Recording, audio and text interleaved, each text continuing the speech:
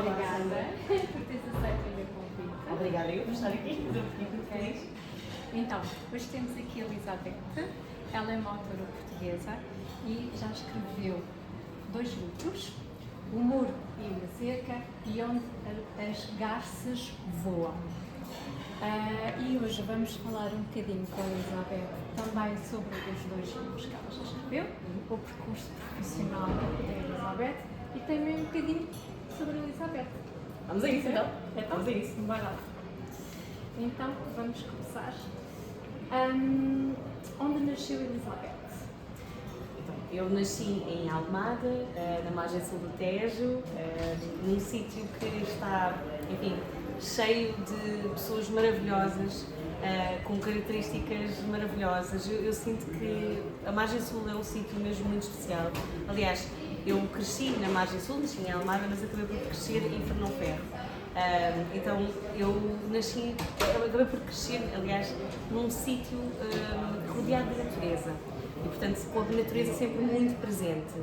E acaba por ser um sítio ao qual eu regresso sempre porque é casa, portanto, é a minha casa e traz muito conforto e refúgio. Fala-me um bocadinho da tua infância.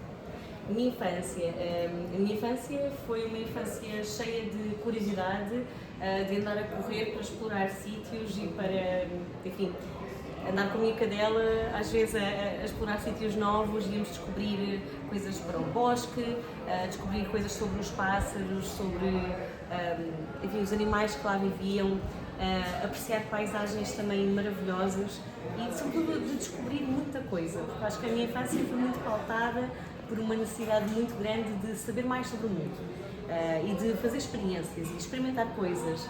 E era uma miúda que brincava muito na rua, portanto, acabei por ter um bocadinho essa experiência de brincar com os meus amigos na rua e explorar coisas e gostei muito dessa infância que foi, sobretudo, de muita descoberta, mas de muita curiosidade, que é algo que eu ainda tenho hoje. Tens muita liberdade também sobre o sítio onde moravas. Sim. Ou seja, eu cresci também num espaço que é muito seguro, tinha menos movimento do que tem hoje em dia. Hoje em dia já não é bem fácil, ou seja, hoje passam muitos mais carros na minha rua do que antigamente passavam, era só um carro ocasional, uma vez por outra, e nós tínhamos esse cuidado básico, mas antes podíamos andar de bicicleta, podíamos andar de um sítio para o outro tranquilamente, sem problemas, não havia aquela questão, se acontece alguma coisa, não, porque era um espaço seguro, era um espaço bonito e era uma infância livre. Por isso tive muito privilégio e sou muito grata por ter tido esse espaço de grande liberdade na minha infância. Acho que fez toda a diferença. Olha, qual foi o episódio ou o acontecimento que mais te marcou na tua infância? O acontecimento que mais me marcou na minha infância? Bem, na minha vida eu sei, mas na minha infância não me recordo assim de eventos que tenham, ou seja, acho que tive um bocadinho de tudo, ou seja, tive momentos muito felizes, momentos muito tristes, não consigo assim identificar um que tenha assim relativamente, ou que tenha um grande relevo que posso dizer não, mas acho que eventos assim marcantes, sei lá, na minha infância posso dizer talvez a escrita marcou-me muito quando eu descobri o poder que a ficção tinha. Já era um bocadinho mais velha, não era propriamente, era uma pré-adolescente, diria, portanto não era bem infância, criança, mas acho que o momento em que descobri a escrita foi um momento muito impactante, porque comecei a descobrir, ok, eu consigo escrever histórias, eu consigo dar vida a personagens, consigo criar enredos e isso foi fabuloso, foi uma descoberta linda. Portanto, marcante diria isso, claro, isso sem dúvida foi muito marcante. Quando estivemos aí na reunião, tu falaste que a escrita apareceu na tua vida aos 13 anos. Isso mesmo. E falaste-me agora quando eu te coloquei a pergunta do acontecimento mais marcante, tu disseste que já tinha sido a tua fase mais adulta. Foi essa a fase mais marcante da tua vida, quando tu descobriste a escrita? Ou seja, da minha vida, ou seja, o acontecimento mais marcante no sentido, ou seja, eu tenho vários eventos na minha vida, o mais marcante na medida em que transformou mesmo foi a escrita.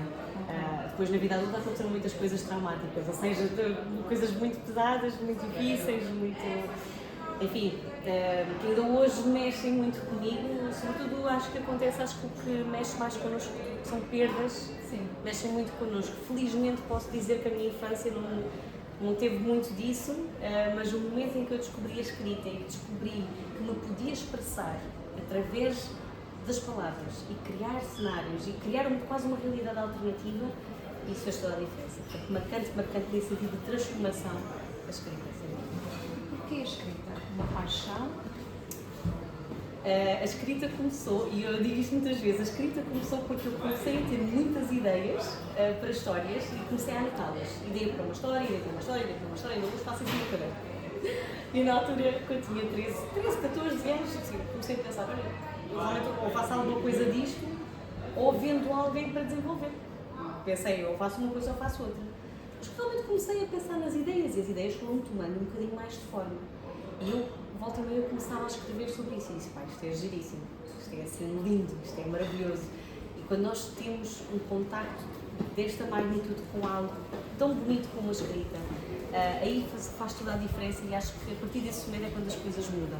Poderia ter sido a pintura, podia ter sido outra arte, sim, mas a escrita era a única que me permitia formar mundos e formar histórias e trazer à vida coisas que aconteceram na minha imaginação. E portanto daí a escrita. E também um bocadinho ao encontro daquilo que me estavas a explicar, o que é que tu encontras na escrita? Algum refúgio ou, em vez de ser um refúgio, consegues transpor aquilo que tu tens dentro de ti? Porque é, ou são as duas coisas, refúgio ou transportar aquilo que tu tens dentro de ti? Eu creio que é um bocadinho de tudo. Acho que, pelo menos a forma como eu vejo a escrita é um refúgio, a escrita é a única forma de estar bem na vida. E acho que isto já diz muito do quanto a escrita significa para mim. A escrita atua a um nível identitário, não é só uma coisa que eu faço porque sim. Se eu não escrever, eu sou uma pessoa completamente diferente. Eu posso ser muito querida, posso ser muito simpática, se eu não escrevo, eu viro monstro. Portanto, eu sou uma pessoa completamente diferente, porque a frustração de não pôr em palavras às vezes as coisas que nós imaginamos, não dar vazão a este fluxo que acontece sempre, afeta-nos muito. Aliás, muitas vezes os escritores dizem, pá, eu me irrita disso, não consigo fazer nada, parece que estou sempre bloqueado. Isso é porque a pessoa não está a escrever. Porque eu já acompanhei muitos escritores, até na mentoria literária, que às vezes me dizem, quando eu não escrevo, eu fico de tão mau humor, e é verdade, porque nós precisamos escrever, tem de estar aqui. Portanto, a escrita para mim é refúgio, é felicidade, é uma forma de expressão também, é uma forma de refletir sobre o mundo também. Tu completas com a escrita? Sem dúvida, sem dúvida. Não há uma realidade, eu creio que não existe uma realidade onde a escrita não faça parte. Eu já imaginei muitos cenários para a minha vida, cenários em que as coisas correm bem, correm mal. A escrita tem de estar sempre presente. Independentemente do que acontecer, tem de ser sempre um fator, sempre.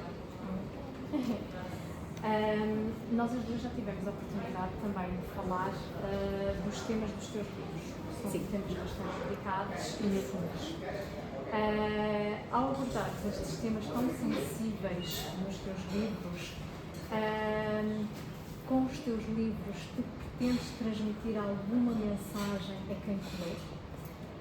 Ou seja, eu quando penso nas histórias, não estou a pensar propriamente na mensagem que quero transmitir. Aquilo que eu faço muitas vezes é, quero narrar esta história, quero falar sobre a solidão, porque à semelhança daquilo que a Jodi Picoult diz muitas vezes, que escreve sobre aquilo que a mantém acordada à noite, eu escrevo sobre problemas sociais sobre os quais eu reflito e que acontecem naturalmente.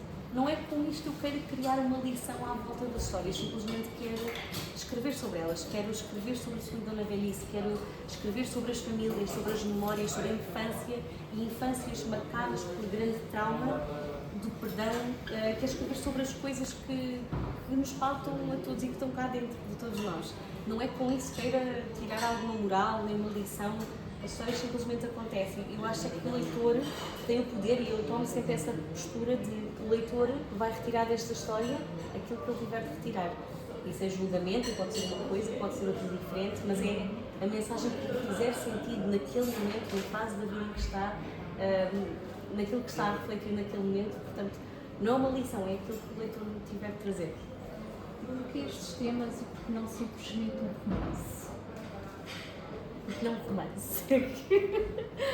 Porque não romance, ou seja, eu já escrevi romances, mas os meus romances nunca são simples, ou seja, nunca é uma história de amor linear.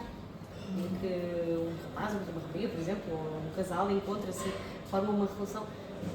Nunca é assim tão linear, há sempre obstáculos pelo caminho, porque eu, pelo menos a forma como eu vejo as coisas é que a vida não é linear. E nós, às vezes, por exemplo, eu tenho um romance escrito, chamo-lhe A História da Arquiteta, tenho ainda, pronto, não está na gaveta, ele está em fase de desenvolvimento. Eu escrevi, até antes do Murilo Macedo, foi essa história que eu escrevi. Aquela história que eu conheci foi um romance, efetivamente. Mas eu cada vez que penso, sim, realmente é uma história de amor, mas depois começo a pensar no resto e penso, isto é extremamente dramático, isto não pode ser só um romance, isto não é nada assim leve, não é uma mera história de... Atenção, mera história de amor, que nada contra. Eu adoro romances, eu gosto mesmo de ler romances, mas não sei porquê, na minha escrita nunca me sai assim tão linear. E não é que eu não acredito no amor, porque às vezes pode haver a ideia de que, credo, ela escreve coisas tão dramáticas, é sempre tudo tão pesado, então quer dizer que a vida dela toda... Nada disso, não. Acredito muito no amor e eu própria vivi uma história de amor maravilhosa e vivo, mas os meus livros têm sempre uma componente muito forte, muito pesada, muito dramática, porque acho que tem de sair assim dessa maneira, acho que eu gosto quando sai assim dessa maneira. Ok. Olha, acreditas que as histórias que tu contas nos teus livros, as palavras que tu escreves, têm poder para quem as lê e para ti que as escreves? Sim, sem dúvida, para mim que as escrevo, elas têm muito poder, porque eu meço quase cada palavra que ponho em cada manuscrito. Tenho muito cuidado e muita ponderação em cada palavra que escolho, em cada forma como eu quero transmitir uma mensagem, sai daquela maneira, vai daquela maneira, tem de ser assim. Para as pessoas que me leem, pelo que eu sei, pelo que tenho recebido como feedback, os livros marcam de alguma maneira, ou então fazem-nos sentir alguma coisa, e para mim o mais importante é que o leitor sinta. O meu propósito com as histórias é que os leitores sintam e que vivenciem quase a história ao lado das personagens. Não que tenha a ser com eles próprios, mas que vivenciem ao lado das personagens e que estejam a abraçar o Elias e o Santiago, a Matilde e o Duarte e a Constância e o Vicente, que estejam com eles, que os abracem, que vivam a história e lhes deem força. É isso que eu quero, é que tenham essa experiência do sentir, porque eu quero que a minha escrita seja sempre acessível para toda a gente ler. Não digo que não vá para um meio mais literário no futuro, talvez, mas quero sempre que as histórias se percebam para a maioria das pessoas e que as sintam. Acima de tudo, a história tem de ser sentimento. E, portanto, o que quero que ressoe do outro lado, as palavras que ressoem emoções e sentimentos. Dos teus dois livros, estes dois, O Mesmo Cerca e Onde as Garças Voam, para ti, qual foi o mais difícil de escrever? Já fizeram uma vez essa pergunta, eu por acaso respondi no meu canal de YouTube também, porque eram perguntas dos leitores, e assim, eles têm diferentes níveis de complexidade. Se formos a ver pelo tamanho, não é? Um tem 264 páginas, o outro tem 400. Por aí podemos dizer, ok, pronto, é um livro maior, é mais complexidade. Mas não acho que seja só isso. Este foi complexo emocionalmente. E eu escrever as cenas de bullying do Santiago custou-me muito mesmo. Mas por outro lado era a verdade que eu queria contar, porque os livros são a verdade e eu tenho de escrever a verdade, e aquela é a verdade. E no Onde as Garças Voam a complexidade foi diferente porque exigiu mais pesquisa, tem mais personagens, portanto logo por aí a complexidade já é diferente. Quanto mais personagens temos no livro, mais complexidade adicionamos, e está tudo bem, não há problema nenhum. Um livro pode ter 20, 40, 50 personagens, está tudo bem. O autor tem a ter ideia e ter a consciência de que 40 personagens é diferente de 2 ou 3 e que há muitos outros níveis e muitas camadas adicionais que temos de criar.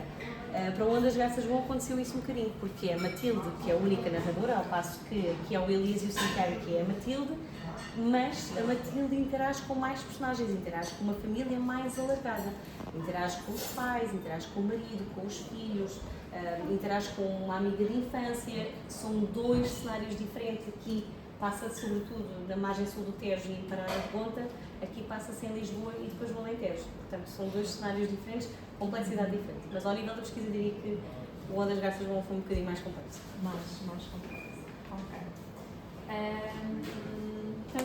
tivemos as duas a oportunidade de falar, o que é que te inspira para as tuas histórias?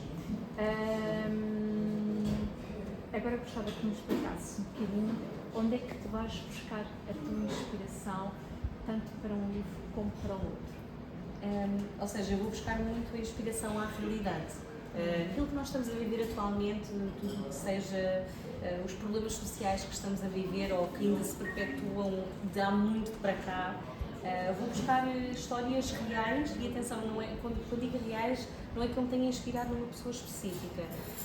Estou se calhar a fazer uma análise às vezes sociológica de alguma coisa, estou a fazer uma análise psicológica de alguma coisa e quero trazer esse tema. Temas da solidão, temas da família, quero trazer sempre esses temas para os meus livros.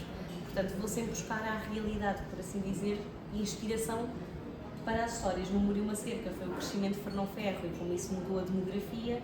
No Onde as Garças Voam, o poder, às vezes, o impacto da crise sobre as famílias e sobre as decisões difíceis que elas têm de tomar quando são confrontadas com o perder tudo.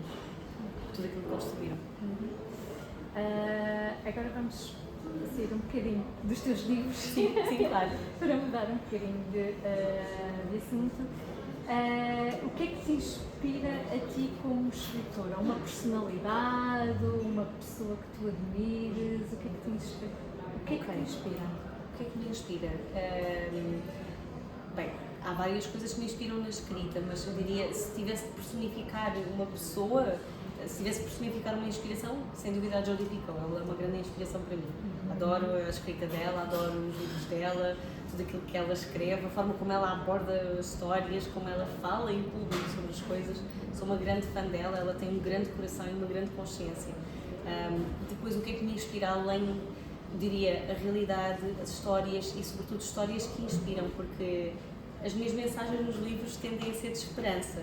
Eu sei que é sempre muito pesado, que há ali momentos muito difíceis, mas a esperança é aquilo que prevalece. Então, eu vou buscar um bocadinho essa esperança à realidade e trazê-la para as histórias. E, sobretudo, não deixar as histórias morrer, porque isso é muito importante para mim. Isso é uma missão quase pessoal que eu tenho.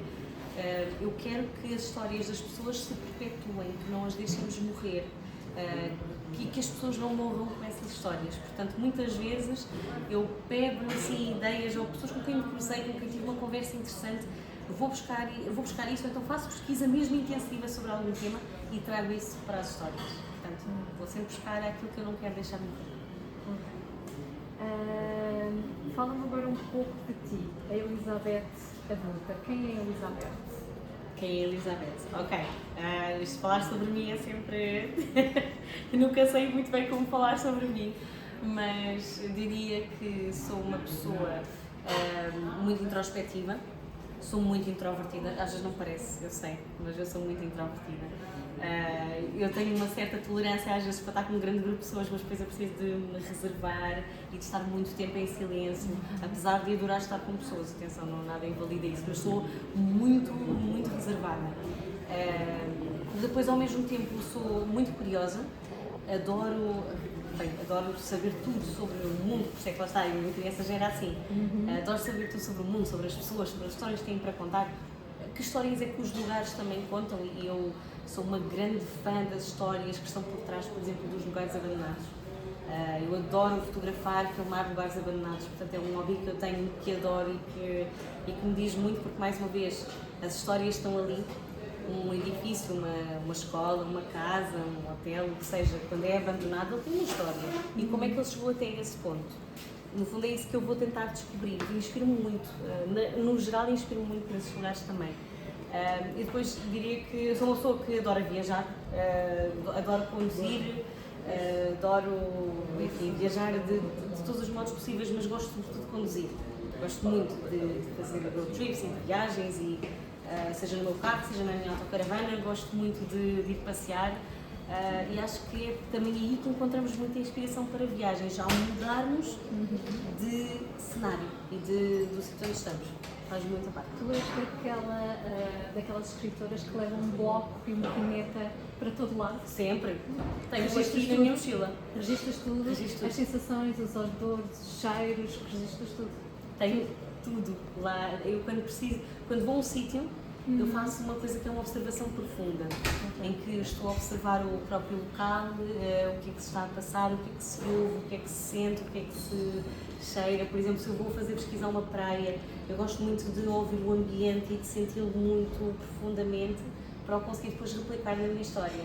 Quanto mais real for, melhor. Mais uma vez, é a verdade. É sempre que eu vou à procura disso. Olha, também já temos falado que tu és formada em Psicologia. Sim. Ok. E estudaste também, formaste-te na escrita. Onde é que tu, ou seja, onde é que estas tuas duas profissões se conjugam e que elementos é que tu consegues ir buscar a psicologia para a tua escrita? Sim, portanto elas conjugam-se muito bem, já, porque tudo o que é criar personagens é criar figuras humanas, pelo menos das personagens humanas, é criar tudo o que seja mais próximo possível da realidade e das pessoas. Portanto, a psicologia ajuda muito a configurar a personalidade das personagens, a saber que algo acontece porque algo aconteceu antes, as experiências de cada pessoa. Por exemplo, vou pegar um exemplo do Onde as Garças Voam, porque a Matilde é um claro exemplo de como as memórias passadas afetaram e deturparam a visão que ela tinha sobre o Alentejo, nomeadamente sobre os Reguengos de Monsaraz. Portanto, eu tive que fazer um estudo psicológico da própria Matilde e do que é que isso significava para ela, de como é que ela percepcionava o Alentejo e as coisas, no geral, as pessoas, as vivências. Portanto, eu tenho mesmo de trazer a psicologia para aqui, não há outra forma. E ela está, como eu dizia há bocadinho mesmo aqui na reunião do afeto literário, quando estou a falar sobre personagens, quando estou a criar personagens, tudo aquilo que está presente é a minha lente da psicologia, é uma lente que eu não consigo já tirar. Ou seja, por muito que eu tente pensar, ok, eu vou fazer um livro que não tenha nada a ver com psicologia, mesmo assim eu tenho a minha lente, eu tenho de olhar para as personagens do ponto de vista da psicologia, do que é que esta experiência significa para elas e o que é que isto traz para elas e como é que elas vão reagir a determinadas coisas. Além de que, pronto, a psicologia está sempre presente na minha profissão no geral, na mentoria literária, no ghostwriting, na formação. Cada pessoa tem um perfil de aprendizagem, cada pessoa responde melhor a uma forma de ensinar do que a outra, ou quando estou a fazer ghostwriting, por exemplo, a saber a vida da pessoa e a empatia, o altruísmo tem de lá estar. E eu ouvir sem julgar. Portanto, todas estas coisas que eu aprendi na minha formação, no meu curso, acaba por ser sempre muito útil para a escrita e mesmo para a minha profissão. Portanto, eu diria que elas não são diferentes, elas complementam-se sempre muito bem. Onde é que tu te sentes mais realizada? Na psicologia ou na escrita? Na escrita. Na escrita. Na escrita. Então, se tivesses que fazer a opção na psicologia ou na escrita, seria a escrita? Seria sempre a escrita. Seria sempre. Eu adoro a psicologia, eu continuo a gostar muito de estudar os processos e de compreender a mente humana, mas estou naquela fase em que isto traz-me uma realização que nada mais me traz. Escrever livros e criar histórias, eu adoro pessoas e educação, continuo a gostar muito. A minha vertente era educacional na psicologia, portanto a educação ainda está muito presente aqui, mas eu não consigo trocar a escrita por outra coisa. E por muito que a psicologia me fascine e me traga coisas novas e interessantes, eu não consigo trocar uma por outra. Olha, fala-me um bocadinho do teu percurso. Sim. Porque em Portugal é muito difícil conseguir-se chegar a uma editora tradicional, conseguir editar os livros numa editora profissional. Fala-nos um bocadinho do teu percurso, como é que tu fizeste, como é que tu chegaste lá, os passos que tiveste de dar. É um processo realmente complexo. Eu que já passei por isso há alguns anos, mas que também acompanho escritores continuamente que estão nesse processo. Eu tenho um programa de carreira mesmo para autores que está muito direcionado para encontrar uma editora, para criarem uma carreira de longo prazo mesmo na escrita. Trabalho muito isso, estou muito próxima sempre desses processos, portanto mesmo que eu me esqueça como é que foi comigo, eu estou sempre presente como é que acontece todos os dias. É um processo longo e é preciso muita paciência e eu digo sempre isto mesmo com um desapego total.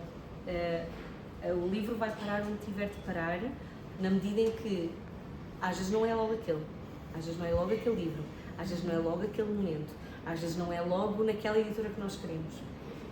Vai acontecer, termos de dar passos, primeiro para entrar. O mais difícil é entrar no mercado. O mercado é quando somos autores que ainda estão em formação, que ainda estão a escrever, não é? Vamos ter de dar alguns passos. Eu fiz um trabalho muito, muito profundo de estudo de cada editora para onde eu queria ir e de enfim, criar mesmo candidaturas personalizadas, tudo muito, muito personalizado para cada livro meu. E o Humor e uma Cerca chegou a resposta ao fim do momento em que eu estava quase a desistir. Portanto, acabou por ser num momento em que uma editora estava interessada realmente. Aliás, houve editoras que estiveram interessadas, houve editoras que disseram que não. Que eu prefiro sempre que me digam que não do que não me dizerem nada. Acho que não é preferível a uma não resposta. Achas que há um vazio que fica ali? Sim. E que magoa? Magoa muito. Magoa porque quando enviamos um manuscrito ficamos às vezes semanas e meses e anos sem saber nada. O que é que tu achas que devia mudar? Devia mudar pelo menos a acusação da recepção do manuscrito. Eu acho que há editores que têm esse protocolo e efetivamente enviam a dizer recebemos o seu manuscrito, mas há outras que não, que nós mandamos e sabemos lá se o manuscrito foi parar sobre um erro, se o editor sequer olhou para aquilo. Eu acho que deveria haver e que fosse uma resposta sincera. Neste momento nós estamos a aceitar manuscritos ou que este livro não se encaixa no nosso catálogo e algumas dizem, mas pelo menos acusarem a recepção e dizerem sim ou não. Porque assim, com o sim ou não, sabemos, ok, não é com esta, então vamos tentar com outra. E temos de fazer esse passo, no fundo é, vamos enviar, eu neste caso enviei candidaturas personalizadas muito, muito elaboradas para cada editora que eu queria e esperei muito por isso. Achas que devia de haver mais oportunidades para os autores portugueses em Portugal? Sem dúvida, sem dúvida. Há escritores com um grande talento que estão a começar agora, há escritores com um grande talento que também estão à procura de novas oportunidades e não fechar portas. Eu acho que ultimamente, e estou muito feliz com isso, tenho observado que várias editoras têm estado a apostar mais e cada vez mais em autores portugueses. É um movimento que começou com as editoras mais pequenas e que se foi abrindo às editoras maiores. Eu estou muito feliz por ver isso porque acho que significa que as editoras estão hoje um bocadinho mais atentas ao talento que se produz em Portugal. Isso sim. Só tirar um bocadinho de água? Sim, pode ser também. Vou fazer um copinho para ti. Obrigada. Está à vontade. Uma pergunta que eu te queria fazer, que acho que todas as pessoas têm curiosidade de saber. Em Portugal consegue-se viver só das escritas e das receitas do livro? Depende dos direitos de autor. Que em Portugal, para quem está a começar, tendem a ser muito baixos. Já vimos números a serem praticados, por norma base é os 10%, por exemplo, o Humor e uma Cerca, por exemplo, receber 10% do PVP.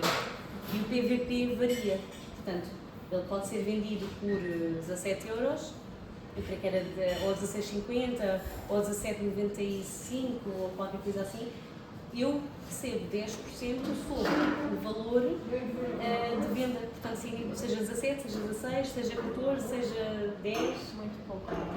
Exatamente, portanto, esses direitos vão sobre o que é vendido, não é um PVP fixo, não é um direito de autor fixo, depende do valor. Por isso, quando nós também, e acho que as pessoas não têm às vezes noção disto, e eu gosto de partilhar, quando um livro é vendido a 50%, o valor que o autor recebe é relativo a esses 50%, não é relativo ao valor total. Então também temos isso presentes para tomarmos decisões mais conscientes e às vezes quando pensamos, mas eu não quero comprar o livro com o preço original, mas o autor assim recebe o que é mais justo para ele também. Ou seja, eu acho que temos de abrir aqui um bocadinho um debate para, e acho que devíamos fazer mesmo isto, aumentar os direitos de autor, porque não há, neste momento, pelo menos excetuando uma pequena percentagem de autores que consiga efetivamente viver da escrita. Eu acho que neste momento não é possível. Por isso, as tantas atividades, não é? Para além da tua escrita. Ou seja, as atividades surgiram, tanto a mentoria literária como o ghostwriting e o meu programa de carreira e mesmo a minha formação, os cursos que eu dou em escrita, eles surgiram quase de forma natural, ou seja, eu no início pensei muito, acho que a mentoria surgiu mais na ótica de, ok, eu quero viver da escrita porque eu vou ajudar autores. Surgiu um bocadinho mais assim, mas o resto foi surgindo. E isto foi-me surgindo porque as pessoas me pediam. Tanto que volta e meia, quando venho aos clubes, as pessoas perguntam: olha, tens formação nisto? Ou tens algum curso sobre isto? E eu volta e meia até crio de propósito a pensar nas pessoas. Se tiver um grupo grande de pessoas a pedirem, eu até crio para as pessoas que me pedem, porque são as pessoas que nos podem dizer melhor aquilo que elas precisam. E eu tenho o privilégio de poder ajudar muitas pessoas, portanto, claro que faço com muito gosto. Claro que gostava de escrever o tempo todo, mas aquilo que eu faço mesmo porque adoro aquilo que faço e adoro trabalhar com escritores. Isso é. Que conselho é que tu gostavas de deixar aos novos autores que estão a começar agora e que querem entrar numa editora tradicional? Numa editora tradicional, portanto, a primeira coisa em que eu gostava que se focassem é criar portfólio. Portanto, não se focarem só em escrever só um livro. Tenho um livro escrito, agora quero já publicar. Terem mesmo um plano, porque as editoras tradicionais gostam de ver que os autores já têm um plano para daqui a não sei quanto tempo. Tenho este livro, mas tenho ideias para mais, tenho este livro já com o outline feito, tenho este livro que já está a meio. Trabalharem nisso, porque honestamente é a forma mais, neste momento, viável de conseguirem uma editora. Têm um livro, mas têm próximos. As editoras gostam de relações duradouras. As editoras gostam de crescer em conjunto com os autores. Portanto, é sempre uma boa ideia ter outros livros em que se focar. Sempre.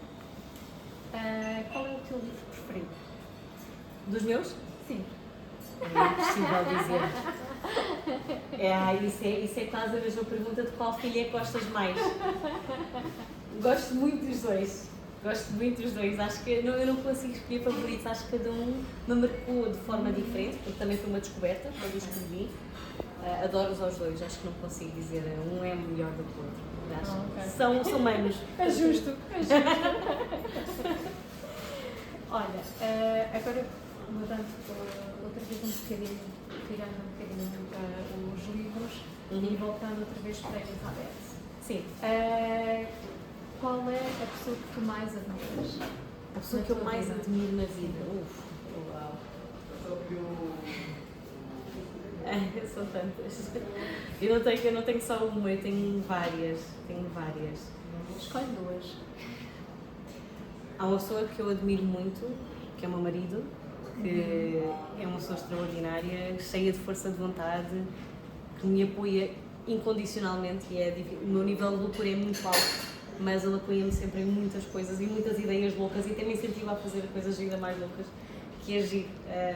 E ele é sempre a pessoa também que eu peço uma opinião primeiro, que acaba sempre por me dizer, olha, esse livro está giro, mas podias ir também por aqui, olha, essa história também podia ter esta componente, e volta e meia fazemos sempre um brainstorming em conjunto e sobretudo acho que é muito importante os escritores terem com quem às vezes trocar ideias. Não existirem só no seu vácuo da imaginação, nem no seu cubículo, debatam com alguém da vossa confiança, mas debatam essas histórias, porque acho que faz todo o sentido e as histórias ganham muito mais força assim. Depois diria que há outra pessoa que eu admiro muito, que acho pela mensagem, não é? E porque é o meu lema de vida, que é o Christopher McCandless, do Into the Wild, portanto é uma pessoa real, que faleceu, já não está entre nós, mas que deixa uma mensagem muito poderosa sobre a liberdade e sobre a felicidade. São dois grandes valores meus, portanto a liberdade como a felicidade. E ele dizia uma coisa que para mim é o meu lema de vida, que é: a felicidade só é real quando é partilhada. E os meus livros são também isso. A felicidade tem de ser partilhada, as histórias têm de ser partilhadas, não podemos guardar só tudo para nós, também temos de partilhar com os outros. E por isso acho que sigo muito essa filosofia. E também sobre a questão da liberdade, da comunhão com a natureza e tudo, faz tudo muito sentido para mim, a mensagem, a jornada dele, a rebeldia, porque foi rebeldia. Identifico muito, portanto acho que é uma pessoa que também estou a ouvir. Além da Jodi Picoult, claro que é uma escritora fabulosa. Olha, quem é a tua pessoa conforto, o teu porto seguro? O meu marido. Sem dúvida. Não, ele é... ele é o meu melhor amigo, portanto, por aí, qualquer coisa que aconteça, seja de que natureza for, é ele que sabe primeiro, é ele que, enfim, é ele que está lá sempre para mim, por isso, ele é um grande companheiro de equipa mesmo, nós somos uma equipa incrível juntos, eu sou muito grata por o ter na minha vida, por isso, sem dúvida, sim. O que é que te faz sorrir? Muitas coisas, muitas coisas. Fazem-me sorrir histórias inspiradoras, fazem-me sorrir, enfim, pessoas de quem eu gosto, pessoas que eu adoro. Os livros fazem-me sorrir muito. Uma viagem marcante faz-me sorrir. E a esperança também de um futuro mais risonho também me faz sorrir. E a liberdade, claro, a liberdade sempre e a ideia de que estamos aqui para perseguir os nossos ideais também de liberdade e de felicidade. E o que é que te faz triste?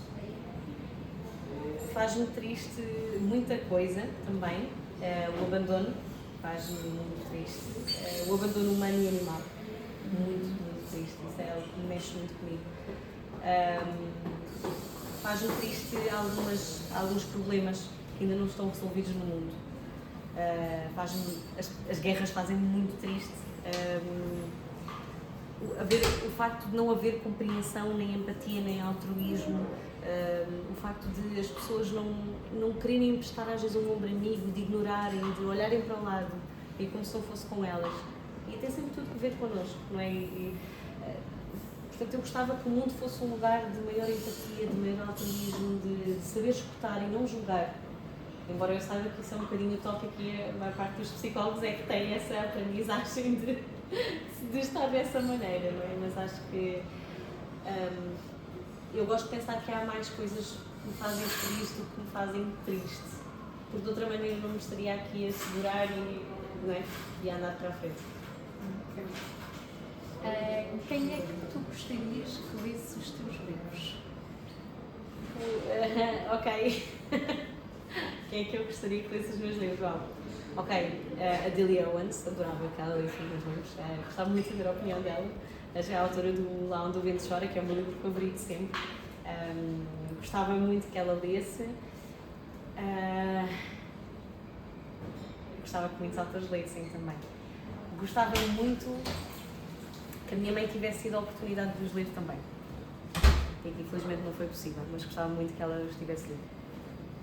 Os teus livros espelham a Elizabeth? Ou a Elizabeth espelha os teus livros? Um bocadinho dos dois, talvez, porque espelham aquilo que me vai pela cabeça, mas eles, enfim, eu acho que, por um lado, eles espelham aquilo que eu sinto, aquilo que me vai na alma, mas ao mesmo tempo eu espelho-me aqui porque eu vejo estas personagens e é como se elas fossem minhas, ou seja, há aqui uma interligação, enfim, um processo que ocorre que faz com que eu influencie os meus livros, mas eles influenciam a mim também. E agora que eu estou cá fora já tenho um peso diferente. Portanto, são mais reais, são mais palpáveis, são mais meus. E isso é bonito. Olha, uma mensagem que gostarias de deixar aqui para quem te lê? Portanto, uma mensagem que eu gostava de deixar para quem me lê. Gostava muito que sentissem, que partilhassem aquilo que sentiram com outras pessoas, ou seja, se o livro vos marcou de alguma maneira, que partilhassem com outras pessoas o que é que vos fez sentir e tentar fazer chegar estas palavras a outras pessoas que precisem de ler esse livro, ou seja, alguém que esteja a precisar de uma lufada de esperança, que recomendem os meus livros, ou seja, ok, se tu estás a passar por um mau bocado, lê este livro. Ou se estás num modo em que queres refletir sobre o mundo, queres perceber como é que é a experiência de outras pessoas, então lê este livro. Porque, mais uma vez, estamos a espalhar a mensagem, estamos a espalhar a liberdade e estamos a espalhar a felicidade e a esperança que existe nos meus livros, que eu quero que seja sempre uma mensagem de esperança. Por isso, a partilha sempre, a partilha. Acho que é o mais bonito e que me tem trazido leitores maravilhosos é a partilha. Mas obrigada. A última pergunta. Sim. A arte dos outros inspira-te? Sem dúvida, sem dúvida. na escrita, na pintura, na escultura, na fotografia, tudo, no teatro, no cinema, no documentário, tudo me inspira. Eu inspiro-me na arte dos outros porque, para já, somos criativos, portanto, nós inspiramos na arte dos outros, na criatividade dos outros.